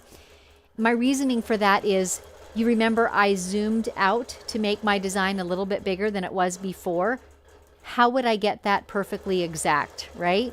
To make it fit on my machine, to make it fit what I quilted already. So probably I'm going to persevere through this one line at a time. So I won't keep you guys through all of that. We'll let these cables finish, and I might even do a thread break for you. I might do that. But what I will do is on the screen show you how easy it is to trim for the bottom of the quilt, because that's the main other thing that's left. Otherwise, you would just be rinsing and repeating what I've done in terms of advancing, lining up the needle, and so forth. Okay, so we're almost done the cables. There's about 4 left. And then I'll show you a couple of other things on the screen. And then we'll probably call it done for today. So then I'll proceed with getting this quilt finished. And I promise I will post some pictures because it's going to look so awesome on that Cuddle backing. I can't wait to see all the quilting on there. So good. Just a couple more cables. Okay. Okay. Apparently there are a lot of questions too. So let's finish these cables and I'll do my little bit of chit chat about that, and then I'll stay on air and we'll add questions. As long as you've got questions, I'll do my best to answer. And I can even make Stella just keep on starting one line at a time. There are chunks. As you see, every cable is connected. Every bit of lattice work will be connected. It's just those lines that are in between that's going to take a minute of time. That's kind of cool, Kristen. I've never thought to even look for that in a design because I've not seen that before. And so that's new to me. So it's one more thing to add to my bank of knowledge, right? Now I know at least the Long Arm League and maybe other designers produce designs that only quilt from left to right. So it's one more thing to sort of be aware of and watch for, that you get the one that you're looking for when you go to start your quilt. Almost done.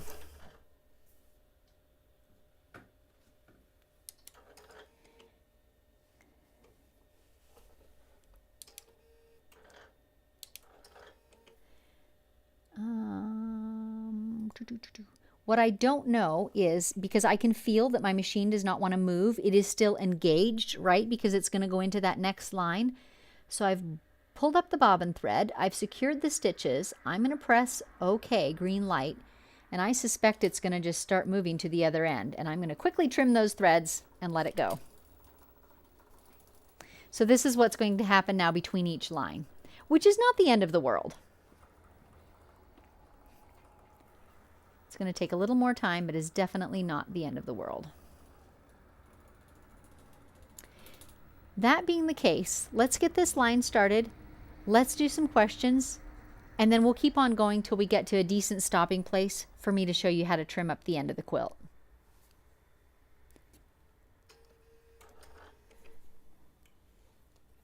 Did you notice how I swept my needle thread under there to grab that bobbin thread? That works so slick.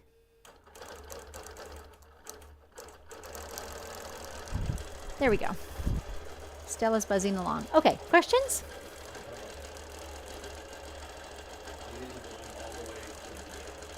Okay, so Mr. Producer's warning me these questions go all the way to the beginning. Sherry, do you take the quilting stitches off the edge or you stop just before where the binding will be? Thank you. I try and keep, do you take the quilting stitches off the edge? I let my quilting extend into the area where the binding will be, but I try to not have my quilting extend beyond the edges of my quilt top. Does that answer your question? Wasn't fully sure what you were asking there.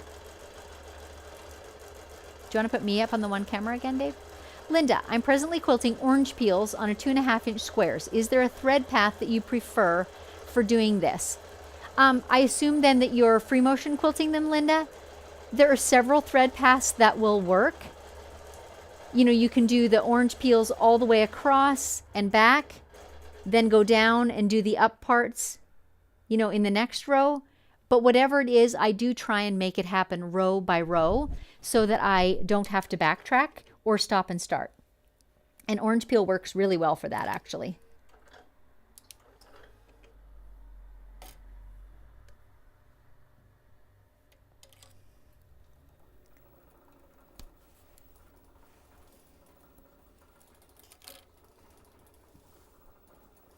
Okay, more questions? Yep. Susan, good morning from San Diego. What brand of Cuddle are you using today? Cuddle is a brand, I believe. So Minky is also a brand. Often I'll just refer to velvety tight backings or Minky tight backings because Minky is a specific brand and so is Cuddle. And I believe this is Cuddle. I found it at my local quilt shop, 90 inches wide, which is really, really lovely. Not having to piece it.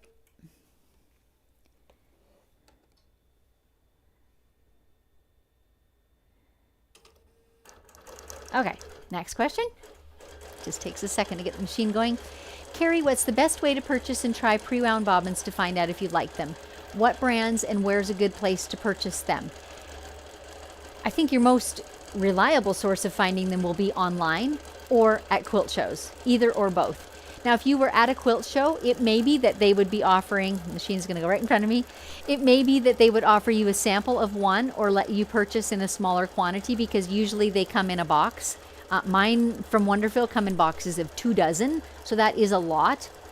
Otherwise, you know, maybe ask a friend if you've got a friend that uses them if you just want to try one.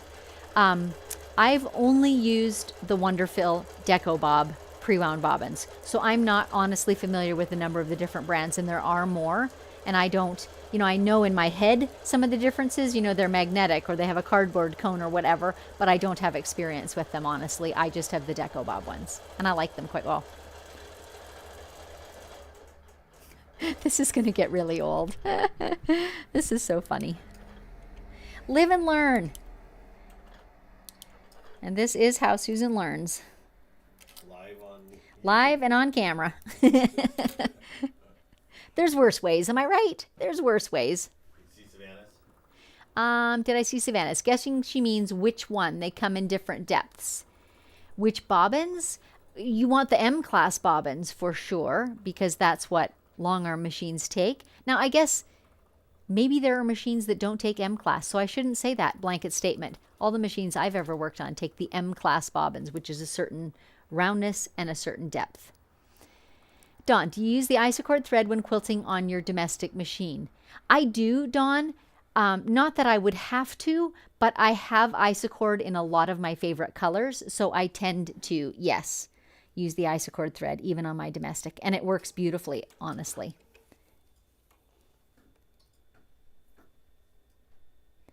Just letting Stella get this line started.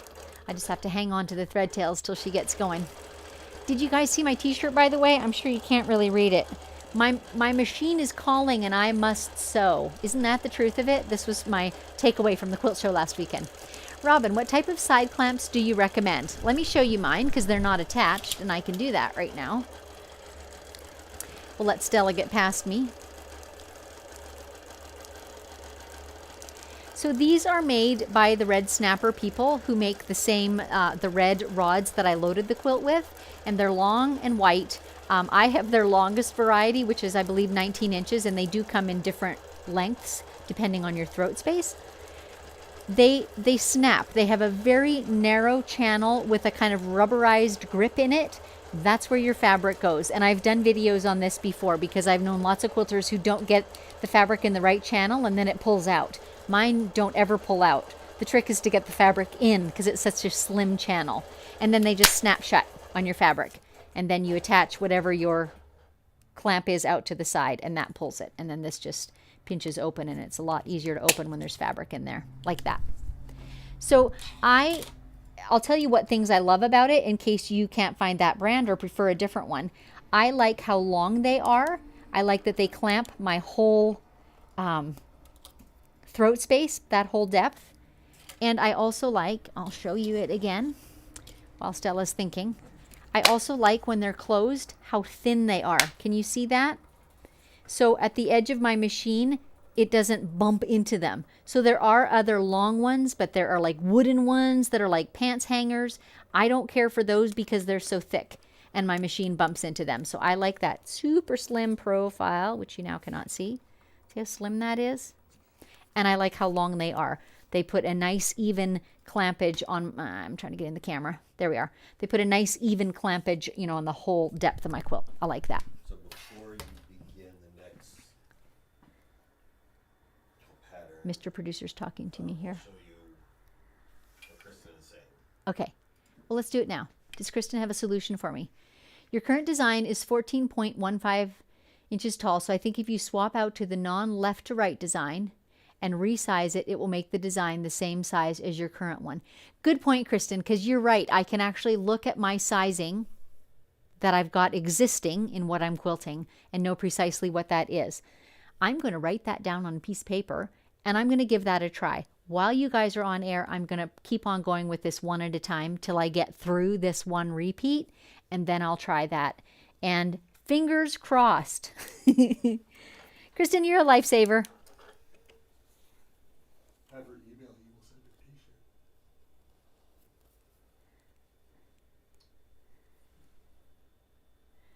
t-shirt. Let me just say, Kristen, if you would like, I have some lovely Live and Unscripted t-shirts. And on the back it says, where anything can happen and likely will. Today is a perfect example of that. If you would like a t-shirt, reach out to me via email and I'll pop one in the mail for you. Susan at stitchedbysusan.com. I would love to do that for you. I appreciate your help. And honestly, you guys, this Stella is so big right in front of me. To me, this is kind of what my YouTube channel is about and what the quilting community is about to me. It's this idea of sharing our knowledge because we each do different types of quilting, so therefore we learn different things, pick up different tips, and my channel is my way of sharing with you. And unexpectedly, I'm finding that I'm also learning from you all here too, and I'm so grateful for that. And thank you for your graciousness in being patient with me and just making this a place of conversation and learning. I love that. It is all good to me. On the last one, Oh, sorry, there was another one here. the bobbins.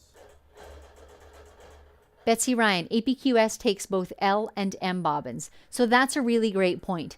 I'm sure if you've already been stitching on your machine, whoever asked that question initially, you'll know what bobbin your machine takes. So just ensure that when you purchase the pre-wound bobbins that you get the same size, because it certainly will make a difference.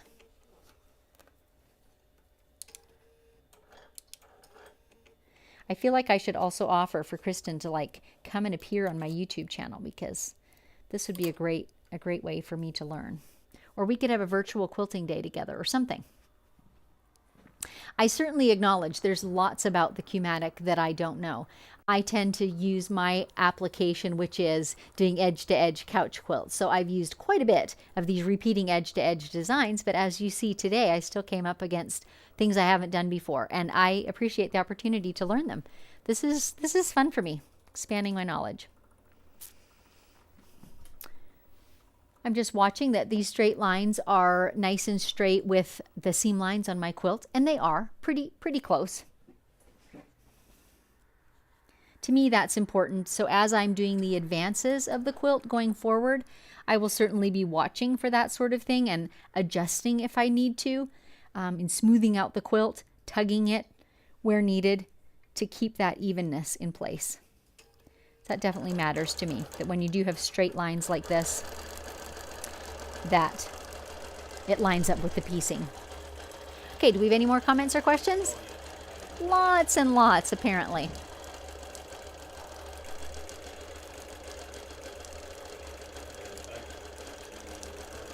Do we want to switch the camera? Is everyone tired of watching the big screen be the cursor? Savannah, I find it interesting to see how similar yet different your computerized program is to the one I use, Quilt Path. It is interesting, and I don't have a breadth of knowledge really with computerized systems. Before this machine, I had a Gamma Elevate, which is their sort of entry-level computerized system, and I hardly ever used it because I never did master how to do repeats and lining things up, so it was just so time-consuming to me that I just didn't go there. But there are multiple. I mean, there's Pro Stitcher and there's IntelliQuilters. There's so many different programs, and it must be fascinating to see how they do work differently because they're all kind of achieving the same thing, like mastering repeats and sizing. Those are kind of the basic things. How many more lines have we got to go? Not even sure.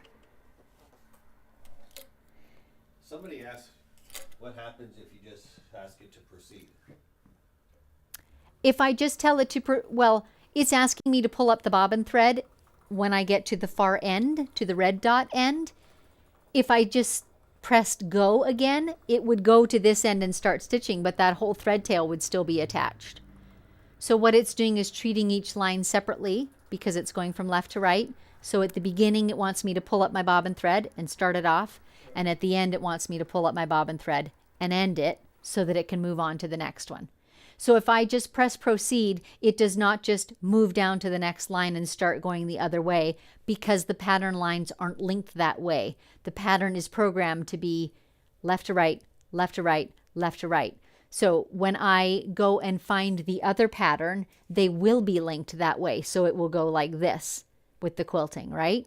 So that's kind of genius, honestly, on the part of the fabric designer to give us those options. It's too bad I didn't see that I had that option and that I had picked the wrong one. But now we know, right? So now it is beginning the crosshatchy one. I can't wait to see this one either. This is going to look so cool.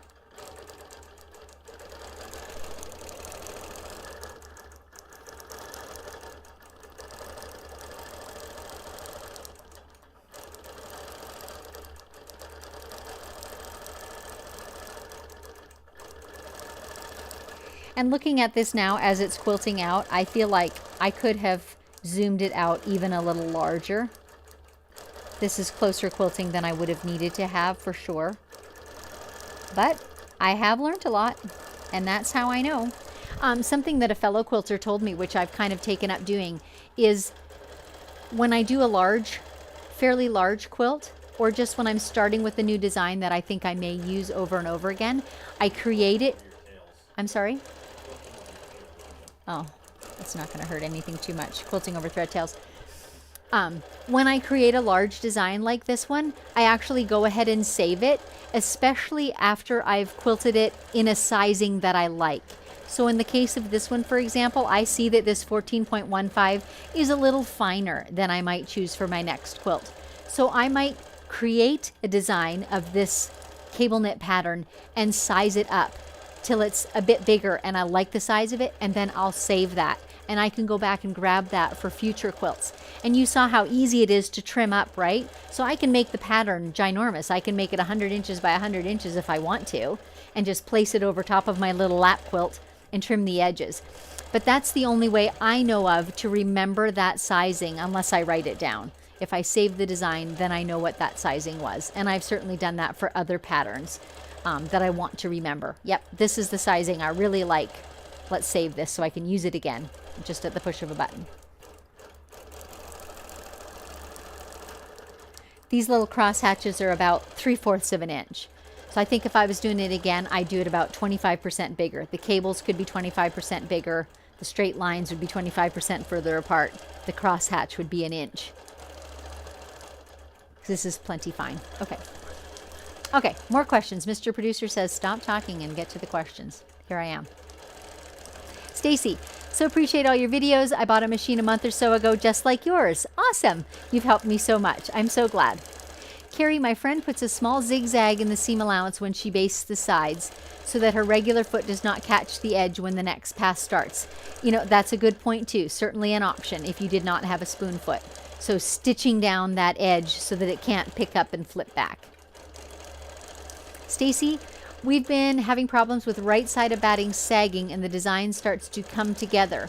We've checked the leaders and they're fine. Any tips? Right side of the batting sagging. I'm not sure why one side of your batting would sag more. I don't know that I can picture that. You might have to put something like in my Facebook page and put a picture. Can she post on my Facebook page, Dave? If you're in any of my student Facebook groups, see if you can post a picture for me so I can see what you're talking about with the sagging and try to answer that for you. Savannah, love how you troubleshoot issues with live and unscripted. Thanks for that. Robin, love that this happened to you. This stuff happens to me all the time. Yes, like I said, I'm just the one silly enough to do it on camera. Carrie, thanks because it makes it easier for me to dive in and try new things. Yes, and it was Lori who asked early on. Like, this is key. Just jump in and try. I'll know more at the end of today than I knew this morning. Savannah, you learning on camera helps the rest of us with dealing with issues when they come up, so I totally appreciate it. And it's also a forum for people like Kristen who can chip in and help me and help you in the process. So that works well for all of us. Appreciate you being so brave. Yeah, here I am. Where do you get the magnets? These are just from a hardware store, Stacy. I have, I think Ace Hardware is where I got them, Dave. What's the other one that we have? Harbor Freight. I bet that's where I got them. But a local hardware store will have them, or even a department store. They're just the type that you would use in your kitchen or in your shop to hang up your tools on. Very simple, very inexpensive, very strong. Don't get your fingers between them. More questions? Oh yeah, Mr. Producer's just hunting. Savannah, I'm in the long arm league, so good chance I have this pattern. I didn't realize they had left to right designs, so a great tip. Yes, and it does make you wonder, are there others that are left to right too? I suspect that it's only the ones that are ginormous width, right? Because how would they do ones that have little repeats and tell it left to right? But I know they have more than this one that are the long strip patterns. And so it might be those that have that option. And you're right, that is a really good thing to know. Susan, this is a sweet trick. Thanks for sharing. What is the dotted line across? Do you mean on the monitor? And I think it's just a registration line for the pattern. That's all I can see. Kristen might have input on that. I don't see, it has nothing to do with what is actually quilting out. Savannah, Quilt Path has a nudge to help us get the needle right where we want it. So that would be about the same thing as my micro move is, right? And that is super, super helpful to be able to just move that needle slightly, especially because I don't have the laser light. Grant, what does the jump stitch button on the trim screen do? I think you can turn the jump stitch on or off, meaning a design like this one, and I'm going to get right behind the thingy here, a design like this one where it's ending at one point, I could tell it not to take a jump stitch to the next point or to take a jump stitch. And I can also tell it whether I want it to stop stitching or just proceed to the next place and keep going. Those are all settings, but I can't do it while it's quilting something. Beyond that, Grant, I don't use the jump stitch button very often, so I bet I don't know all its capabilities, but I do know that much. Sue, I thought there are 350 designs that come with Q-Matic. There is a whole bunch of them. But I happen to be in the Long Arm League, and so with that membership, I receive a free design every month. And there are often just designs that I really like and choose to purchase. Not every design that comes with Q-Matic, for example, lends itself to edge. A lot of them will be a block design or a border design. And those aren't as useful to me in my style of quilting. So yes, a bunch of designs do come with it. Nita, can you set up the design to do the entire quilt? Then when it pauses, are you prompted to advance and place for the next section? I mean, essentially, Nita, that's what I was doing, was setting up the design to fill the whole quilt. But I still have to specify how much of it I want to do in advance because I can only tell it to do as much as will fit in that safe zone. If I choose a design that extends beyond the safe zone, it won't do it. It will give me a warning and says you're outside the safe zone. So the pause is after it finishes the chunk that I instructed it to do. That's when it pauses, and that's when I advance. I can't tell it to quilt, quilt, quilt, quilt, quilt the whole quilt and just stop and tell me when you need to advance. I literally can't tell it to quilt more than fits in that safe zone. At least as far as I know. Glide bobbins are 40 at add. I'm not sure what that means. Work great either magnetized or not. If you try magnetized, you have to remove your bobbin spring. That's a great point, Nita. I was mentioning that there are different types of pre-wound bobbins, and yes, some of them have a magnet in them, and that the magnetization is to keep the bobbin from spinning, from backlashing, and that's also what the spring in your bobbin case is for. So you don't use both. If you buy the magnetized, you take the bobbin spring out. And if you have the non-magnetized, as I do, you leave the bobbin spring in. There probably are many more kinds out there than even I'm aware of. Savannah is saying, I use a curtain rod to raise my clamps up a bit so I don't run into them. Yep, that's a great idea, and I do that as well, Savannah. I still like that thin profile, and here's why. On my Bernina machine, I can actually, when I don't have my spoon foot on, I can actually run my machine right over that clamp and out to the edge when I need to change a bobbin or oil, because it's that thin. It fits under my needle. But you're right, if you just need to get that clamp up, curtain rod works great. I have yardsticks at my machine that hoist them up at the edges too. This cross-hatching is taking a little while. Yep, I get that. These were when I was talking about clamps. That's right. Nita, are there side clamps that hold thicker fabric? There absolutely are. There are clamps that open wide like a pants hanger does, right? And then you just fit them closed. I've seen people make clamps with PVC pipe and all kinds of interesting ways of doing it. So absolutely, you can just decide what features are more important to you. I don't quilt that often with thick fabrics, so I've been able to make this work. I just use my individual clamps when my little slim ones won't fit. Denise, just purchased the snapper clamps and find they're very stiff to close, and I have the fabric pull out on one end. What am I doing wrong? So they do loosen up a little bit with use, with time. If you're finding them literally too hard to do, maybe try warming them a little bit with the blow dryer. I know that works on the red, like the actual snappers. If the fabric is pulling out at one end, where did I put my clamp? I'm thinking that your problem is probably that the fabric is not all the way in past that little gripper part. So the fabric should slide in there like 1/2 inch, 5/8 of an inch of it actually fits in that little groove, and it needs to be all the way in so that when you close it, that little rubber gripper is grabbing your fabric. If it's not in there far enough, it might not actually be pinching on. Does that make sense?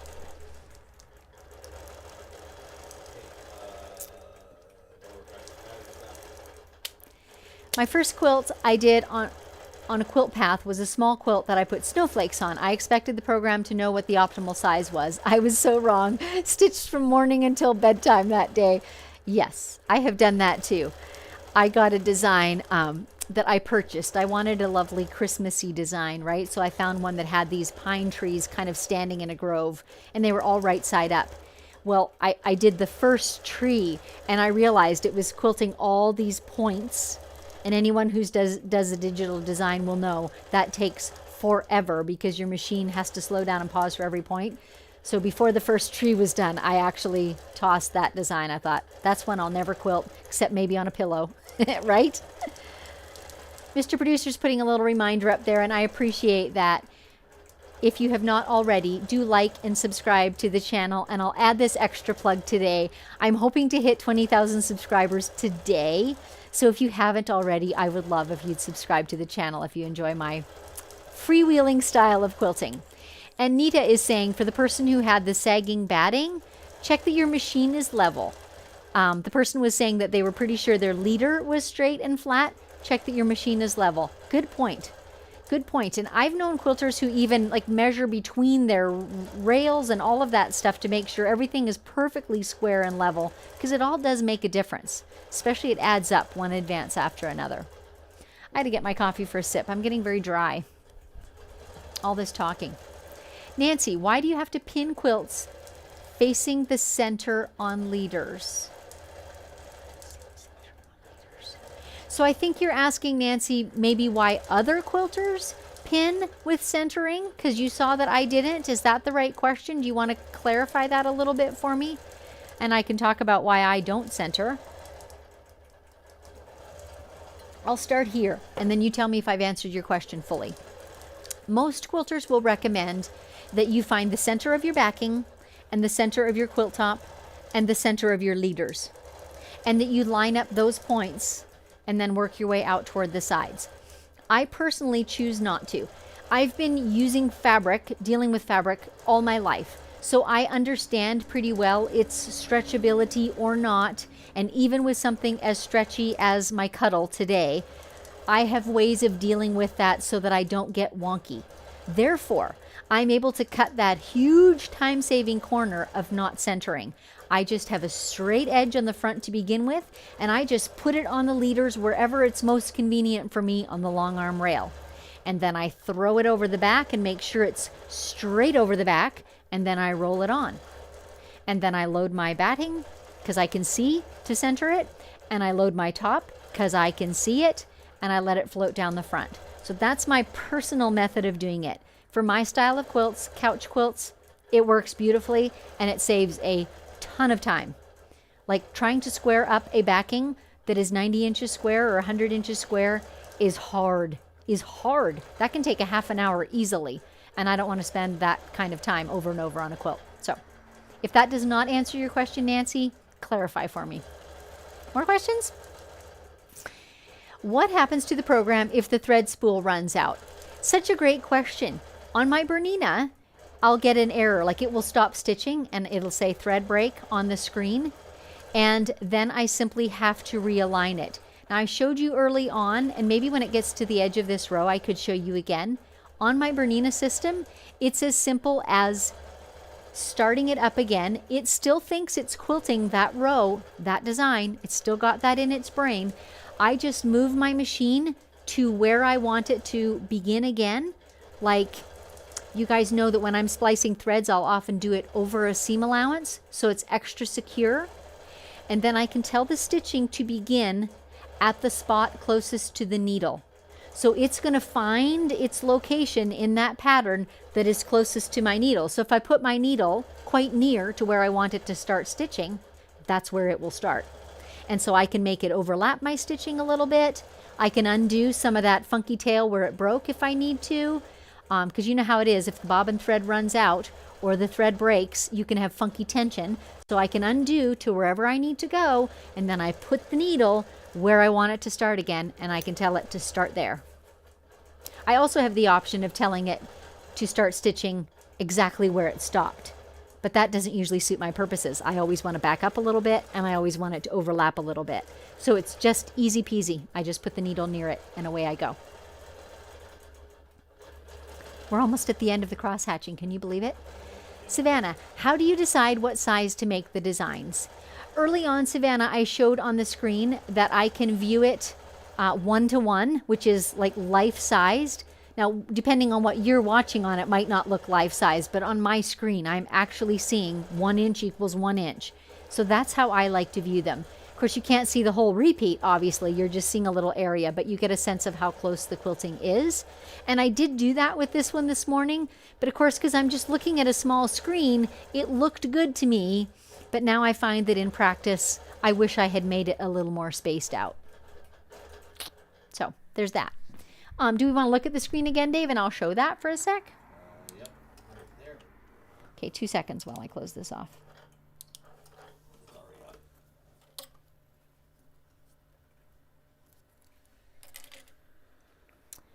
While Stella goes to the other end, Dave's got the screen up. So now I've pushed the 1-to-1 button. So this is life size. That's exactly the size my quilting is going to be. And I thought I had nailed it with that, but in fact, it's a bit tight. It's a bit snug. Live and learn. And like I said, what I'm going to do is recreate this design and make it a bit bigger, and then save that so that I know for the next time. Then I can go back to my little eyeball and view my whole quilt with all those green start points.